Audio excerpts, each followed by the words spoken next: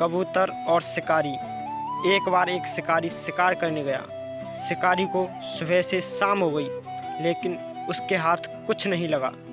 अचानक शिकारी के जाल में एक कबूतर फंस गया। शिकारी उस कबूतर को देखकर बहुत खुश हुआ और शिकारी कबूतर को अपने साथ लेकर जाने लगा।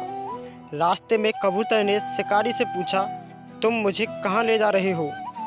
फिर शिकारी बोला, मैं तुम्हें अपने घर ले जा रहा हूँ। मैं तुम्हें पका कर खाऊंगा, बड़ा मज़ा आएगा। शिकारी की बात सुनकर कबूतर कुछ देर चुप रहा और थोड़ी देर बाद उसने बोला, मेरा जीवन तो अब समाप्त होने वाला है, लेकिन उससे पहले मेरी एक आखिरी इच्छा है। शिकारी ने कबूतर से पूछा, बताओ अपनी आखिरी इच्छा, मैं पूरी करूँगा। उसे कबूतर बोला, मेरी माँ ने मरने से पहले मुझे 2 काम की बात बताई थी।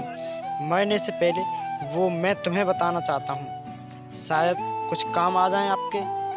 तो फिर शिकारी ने कबूतर से कहा, अच्छा ठीक है, तुम्हारी माँ ने तुम्हें क्या बताया, बताओ मुझे। तो कबूतर बताता है, पहली बात, किसी की भी बात पे बिना सोचे समझे विश्वास नहीं करना चाहिए। दूसरी बात, कुछ बुरा होने पर या कुछ छूट जाने पर अफसोस नहीं करना चाहिए। कबूतर की बात सुनकर शिकारी आगे बढ़ने लगा।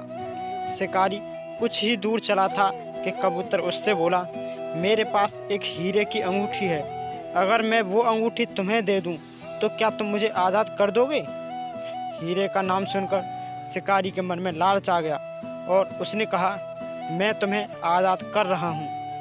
और यह कहकर वह कबूतर को आज़ाद कर देता है और कबूतर से कहता है, तुम जल्दी से वो हीरे लाकर मुझे दे दो।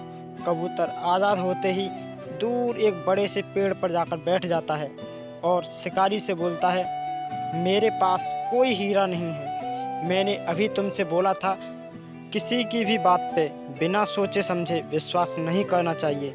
कबूतर की बात सुनकर शिकारी बहुत दुखी हुआ। उसे दुखी देखकर कबूतर बोला, मैंने तुम्हें यह भी बताया था कि कुछ बुरा होने या छूट जाने पर दुखी नहीं होना चाहिए। तो दोस्तों, हमें इस कहानी से बहुत कुछ सीखने को मिलता है। जैसे कि हमें इस कहानी से सबसे पहली सीख यह सीखने को मिलती है कि परेशानी के समय हमें शांत दिमाग से काम लेना चाहिए, जैसा कि कबूतर ने लिया। और दूसरी बात हमें यह सीखने को मिलती है कि हमें कभी भी कुछ बुरा हो जाने या कुछ छूट जाने पर दुखी नहीं होना चाहिए, बल्कि अपनी उस भूल से सीख लेनी चाहिए, ताकि भविष्य में कभी भी ऐसी गलती दोबारा ना करें। तो दोस्तों, आपको ये कहानी कैसी लगी हमें कमेंट सेक्शन में बताएं। अगर वीडियो अच्छी लगी हो तो वीडियो को लाइक और ऐसी ही इंटरेस्टिंग कहानियाँ सुनने के लिए अपने चैनल को सब्सक्राइब कर सकते हैं। धन्यवाद।